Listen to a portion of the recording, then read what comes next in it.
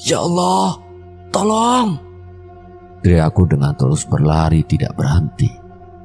Dan akhirnya setelah beberapa jam lamanya aku pun sampai di pos pendaftaran. Yang selanjutnya kami pun menceritakan apa yang sudah terjadi pada kami. Di sini memang pamali mas kalau naik dengan jumlah ganjil.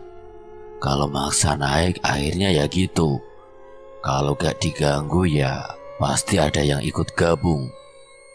Saya kemarin gak lihat waktu kalian naik sih. Kalau saya lihat waktu kalian mau naik dengan jumlah ganjil, pasti saya tahan dulu, nunggu rombongan lain.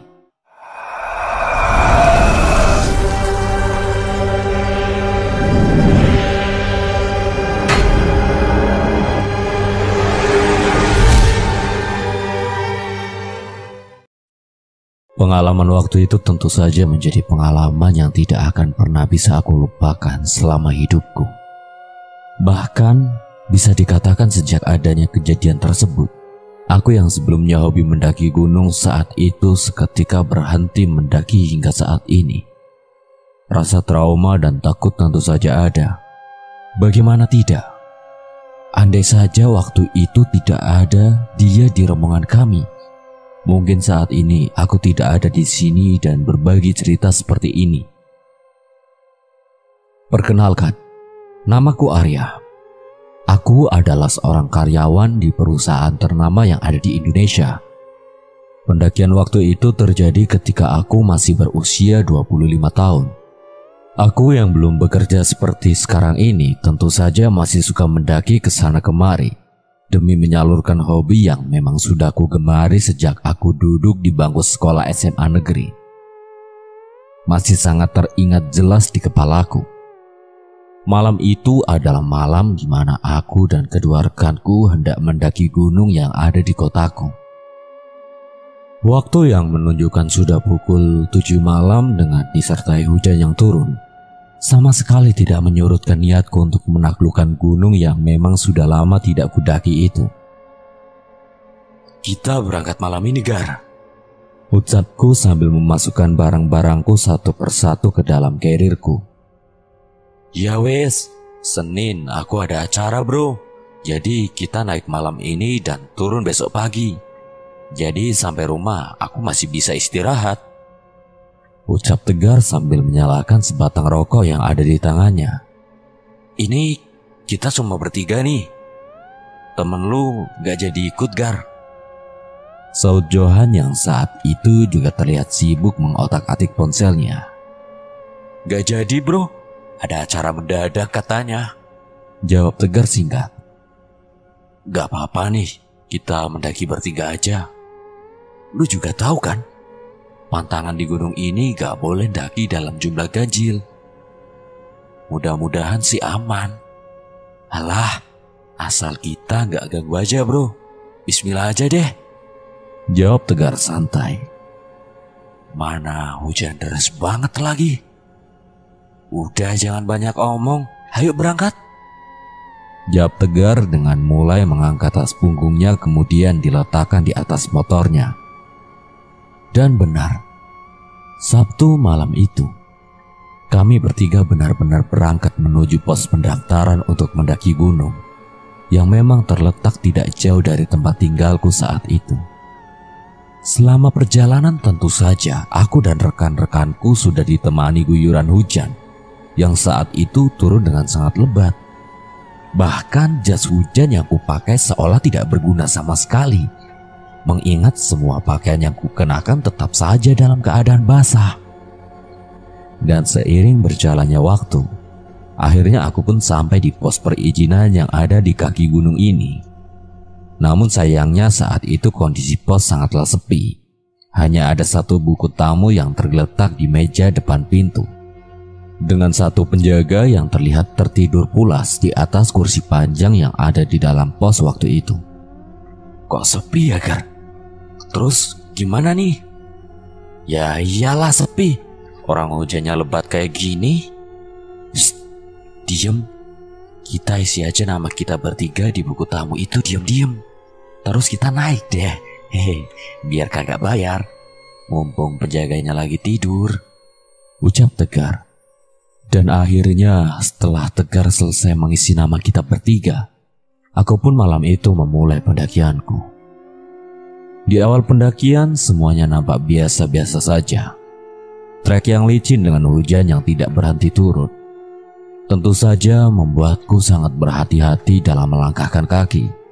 Terlebih lagi, pandanganku malam itu juga mulai terbatas ditambah sorot lampu senter yang memang menyala dengan sangat kurang terang. Hingga akhirnya setelah pukul 9:45 malam, aku dan rombonganku pun sampai di sebuah tempat istirahat yang biasa kami sebut dengan sebutan pos 1. Malam itu di pos tersebut, aku sama sekali tidak melihat satu pendaki lain selain rombonganku. Semuanya nampak sepi, seolah-olah hanya aku dan rombonganku yang saat itu mendaki gunung itu. "Kita diriin tenda di sini yuk. Kita makan malam sambil istirahat. Badanku gemeter kedinginan nih," ucap Johan. Setelah mendengar keluhan Johan, akhirnya aku pun setuju untuk mendirikan tenda sementara agar aku dan rekan-rekanku bisa sedikit beristirahat. Dan disinilah semua cerita ini dimulai. Ketika tenda sudah berdiri dan aku sedang asyik menikmati mie instan, tiba-tiba aku dan rekan-rekanku dihampiri oleh seorang pemuda yang terlihat dalam keadaan basah kuyup. Baju abu-abu dengan ikat yang ada di kepalanya. Masih kuingat dengan jelas jika waktu itu dia memang datang menghampiri tendaku. "Mas, permisi, boleh gabung? Saya gak bawa jas hujan," ucap laki-laki tersebut dengan keadaan yang terlihat sangat kedinginan. "Oh iya mas, silakan. Sini langsung masuk ke dalam aja mas," jawabku. Dan singkat cerita akhirnya dia pun masuk ke dalam tendaku dan akhirnya kami pun berkenalan. Malam itu dia mengaku bernama Imam.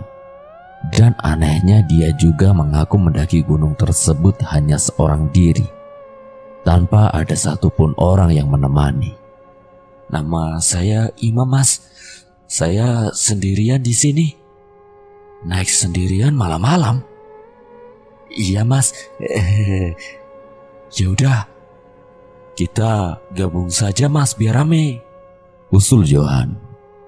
"Iya mas, niat saya juga mau gabung sama kalian. Kalian cuma bertiga kan? Bahaya loh mas," imbuhnya. Dan setelah pertemuan kami malam itu, akhirnya kami pun sepakat untuk melanjutkan pendakian bersama-sama. Malam itu waktu menunjukkan pukul 11:30 malam. Langkah yang semakin berat dengan hawa yang semakin dingin tentu saja membuat pendakianku semakin lama semakin berat saja. Langkah demi langkah aku lalui perlahan dengan sesekali mendengar ocehan Tegar yang sedikit mencairkan keadaan. Tapi anehnya di tengah-tengah kami melangkah, tiba-tiba aku mencium bau busuk yang seolah mengikuti setiap langkah kakiku. Bahkan aku pun juga masih ingat bau busuk tersebut benar-benar tercium kuat berasal dari belakang tubuhku. Namun sayangnya ketika aku menoleh ke arah belakang, waktu itu aku hanya melihat adanya Imam dengan tidak melihat siapapun selain dia. Ya karena aku baru kenal dan kurang enak kalau harus menanyakan tentang bau busuk tersebut kepada Imam. Akhirnya aku hanya diam dengan mulai membalut hidungku dengan baf kain yang ada di leherku. Dan seiring berjalannya waktu, kami pun akhirnya sampai di pos berikutnya. Di pos tersebut hujan yang sebelumnya turun dengan lebat saat itu perlahan-lahan sudah mulai reda. Tinggal hawa dingin yang semakin lama semakin menusuk saja. Aku dan rombonganku pun akhirnya beristirahat dengan sesekali bercengkrama. Dan di saat itulah tiba-tiba pandanganku teralihkan dengan adanya sosok laki-laki tua yang terlihat duduk tidak jauh dari tempatku beristirahat. Sosok tersebut nampaknya hanya memakai singlet putih kusam dengan sebatang rokok yang ada di tangannya. Dan tidak berhenti di situ saja. Selain terlihat ada tongkat di samping tempat duduknya, Aku juga melihat sosok kakek tersebut menatap ke arahku dengan tatapan yang sepertinya kurang mengenakan. Melihat hal itu, tentu saja seketika tubuhku bergetar. Jantungku berdetak dengan nafasku yang juga seketika ngos-ngosan. Dan dengan memalingkan pandanganku, aku pun memegang tangan Johan yang ada di sampingku dan memberi tanda bahwa aku melihat sesuatu yang harus dia lihat. Namun sayangnya belum sampai aku memberitahu Johan, tiba-tiba pundakku ditepuk oleh Imam dan dia pun mulai memberitahuku jika semuanya akan baik-baik saja. Sudah mas, jangan dihiraukan, kita nggak mengganggu kok. Mereka datang karena mencium aromaku, bisik Imam.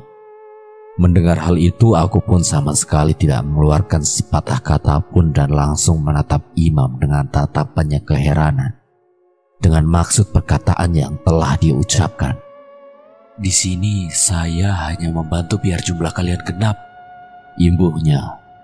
Mendengar hal itu tentu saja aku seketika terkejut dan masih saja kebingungan. Namun sayangnya belum selesai aku merasa kebingungan. Tiba-tiba Tegar mengagetkanku dengan ucapan yang menandakan jika aku harus melanjutkan perjalanan. Udah aja istirahatnya, kita lanjut lagi. Mendengar hal itu, akhirnya aku pun melanjutkan pendakianku dengan perasaan yang sudah sangat tidak karu-karuan. Selama perjalanan, aku terus saja memperhatikan Imam yang kini berjalan tepat di depanku. Tulisan-tulisan di bajunya, di tasnya saat itu ku baca satu persatu, bahkan mulai ujung kaki sampai ujung kepala. Malam itu tidak satu pun yang luput dari pandanganku. Dan di saat itulah aku mulai sadar jika Imam bukanlah orang biasa.